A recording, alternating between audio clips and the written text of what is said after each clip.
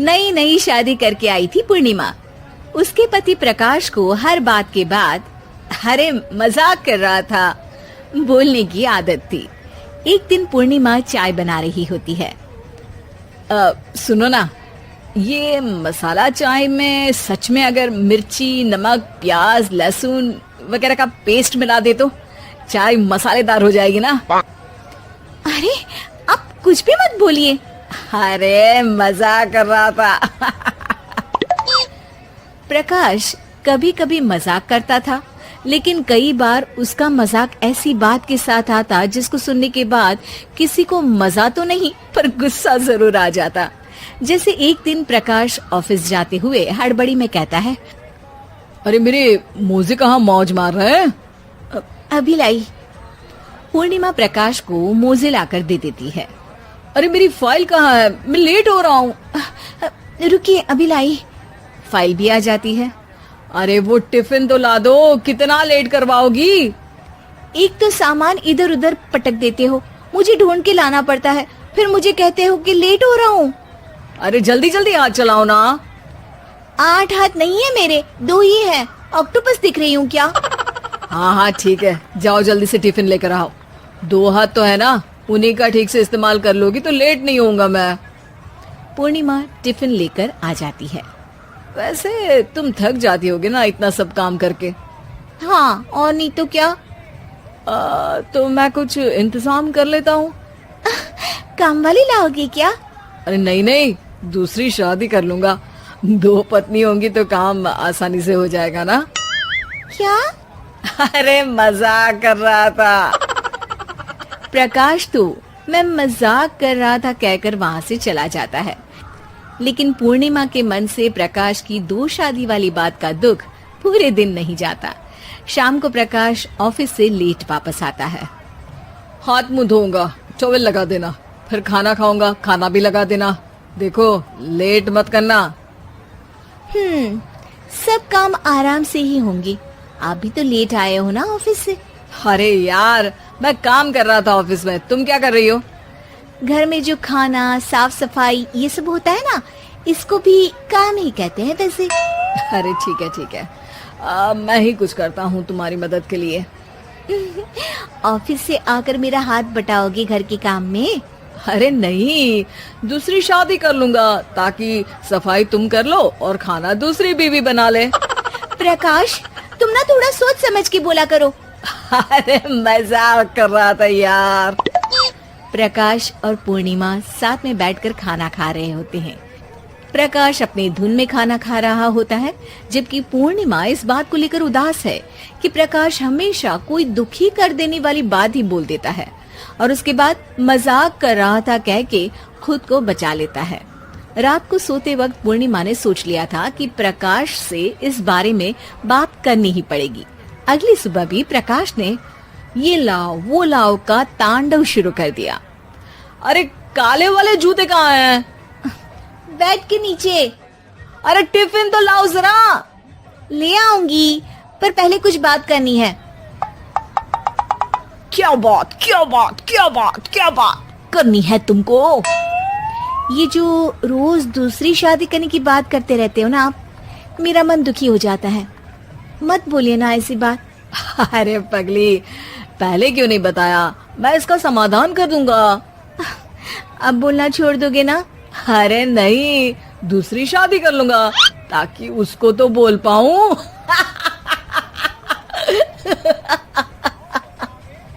उफ़, तुम कभी नहीं सुधरोगे।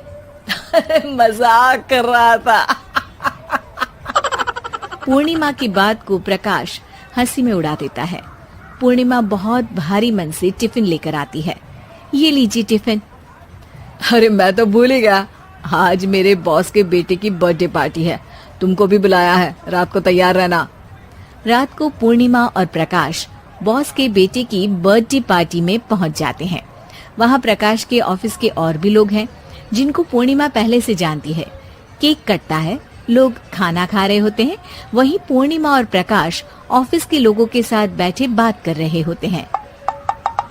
मेरे हस्बैंड तो खुद काम भी करते हैं और बच्चों को भी संभाल लेते हैं। हाँ भाई, अरे घर के थोड़े बहुत काम तो करने ही होते हैं ना। मेरी पत्नी भी अकेले सब कब तक करेगी? मैं तो सिर्फ ऑफिस का ही काम करता हूँ, घर का सब काम तो पूर्णिमा ही करती है। पूर्णिमा, तुम अकेले सब कैसे कर पाती हो? नहीं जी, बहुत थक जाती हूँ वैसे। तो प्रकाश से हेल्प ले लिया करो ना। अरे बोला तो है इनको, पर इन्हें लगता है कि ऑफिस का काम ही सब कुछ है, तो मैंने भी एक समाधान सोच लिया है। अच्छा, क्या पूर्णिमा, घर में काम वाली बाई रखोगी क्या? अरे नहीं, दूसरी शादी करूंगी ताकि एक हस्बैंड ऑफिस का काम कर ले और एक मेरे घर में मदद कर ले। पूर्णिमा की बात सुनते ही सब कुछ सांप सूख जाता है और प्रकाश के मुंह से तो केक का टुकड़ा गिर जाता है। अरे क्या बोल रही हो? कुछ पता भी है क्या? अरे मजाक कर रही थी, वैसे ही जैसे तुम करते हो। प्रकाश का मुंह खुला का खुला रह जाता है और उनकी आंखें भी खुल जाती है। प्रकाश समझ जाता है कि हर बात के पीछे अरे मजाक कर रहा था बोलने से वो बात मजाक नहीं हो जाती। कानी बहू।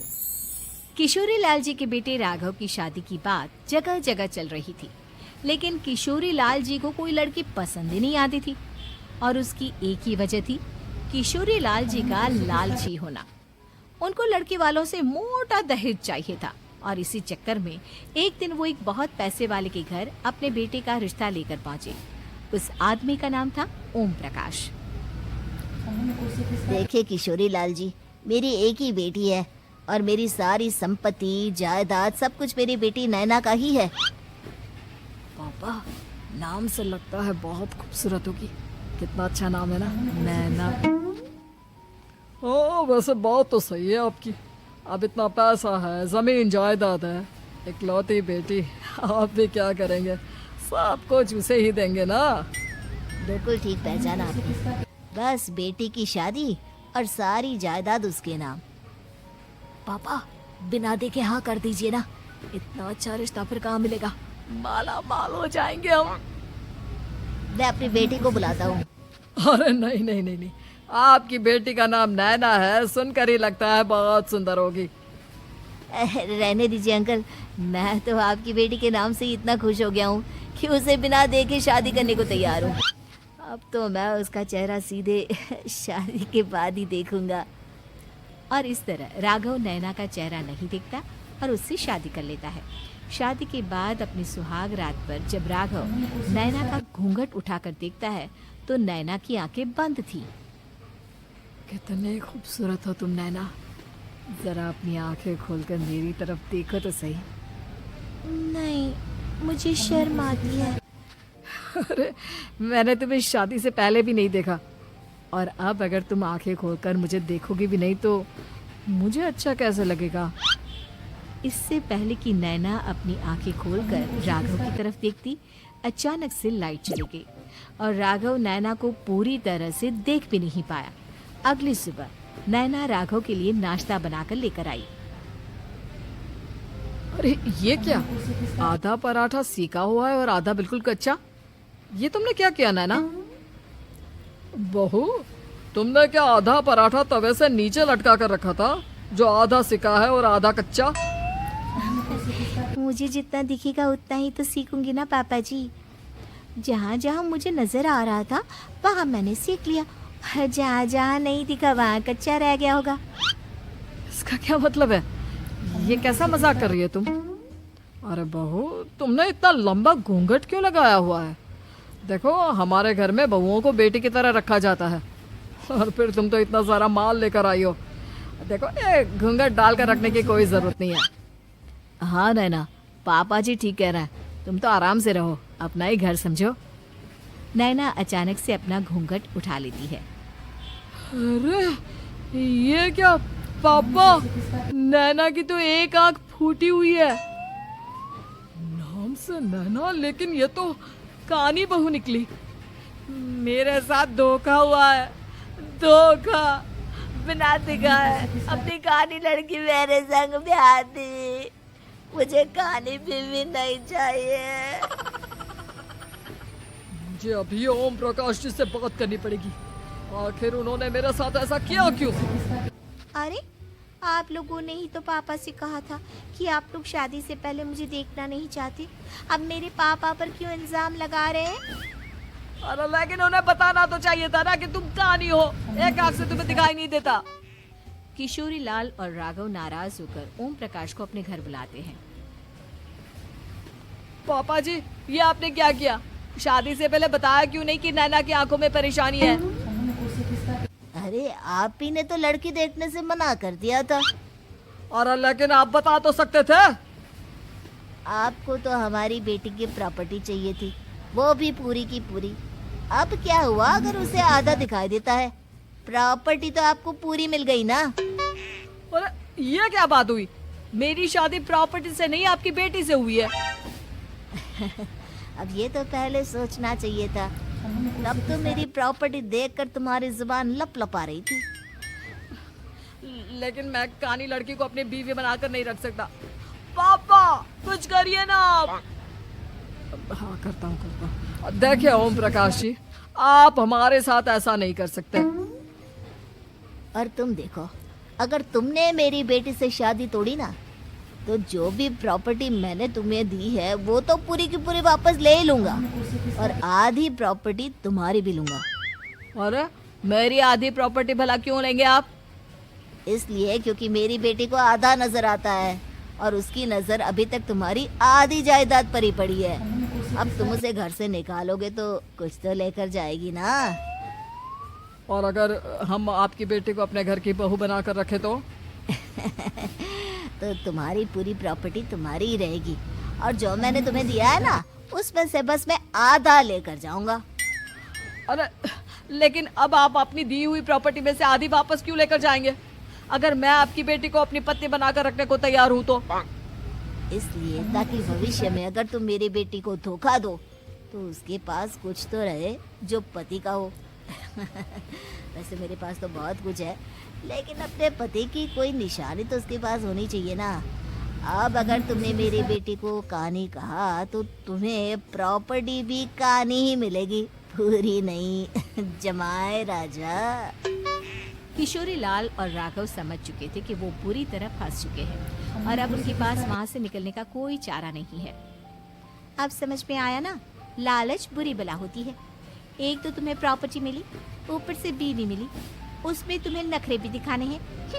आए बड़ी, चुपचाप बैठो। कुछ दिनों के बाद नैना राघव की कार लेकर बाजार घूमने निकलती है और जब कार लेकर वापस आती है, ये क्या? एक तरफ से मेरी गाड़ी पूरी खराब हो चुकी है। लगता है तुमने मेरी गाड़ी को किसी दूसरी गाड़ी के साथ एक्सीडेंट किया है। अरे अरे कितना बड़ा नुकसान कर दिया तुमने बहू। वो क्या है ना पापा जी, मुझे एक आंख से दिखाई नहीं दे रहा था, सामने से गाड़ी आ रही थी। मुझे तो सिर्फ आधा ही दिखाई दिया और वो गाड़ी मेरी कार से रगड़ते हुए निकल गई। अब मैं क्या करूं बताओ? आप इसे ठीक कराने के पैसे कौन देगा? तुम्हारे पापा। तुमने मुझसे इस तरह से बात की? अभी रुको। नैना राघव की शिकायत ओम प्रकाश को कर देती है। देखो राघव, अब जो मेरी आधी प्रॉपर्टी तुम्हारे पास थी ना, उसमें से आधी और मैं लेकर जाऊंगा, क्योंकि तुमने मेरी बेटी को डांटा। अरे नहीं नहीं पापा जी, गलती हो गई, माफ कर दो। गलती की तो कोई गुंजाइश ही नहीं। अगली बार मेरी बेटी को डांटा तो बची हुई आधी में से आधी और ले जाऊंगा। लालच के चक्कर में हम दोनों ने बहुत बड़ी गलती कर दी बेटा। एक तो तुम्हें कानी बहू मिली और ऊपर से जो माल मिला वो भी काना। इस तरह राघव की हर एक गलती पर ओम प्रकाश उसकी प्रॉपर्टी का आधा आधा हिस्सा लेकर अपना सारा माल वापस ले गया और राघव को कानी बीवी से काम चलाना पड़ा। भाई लालच वाकई में बुरी बला है।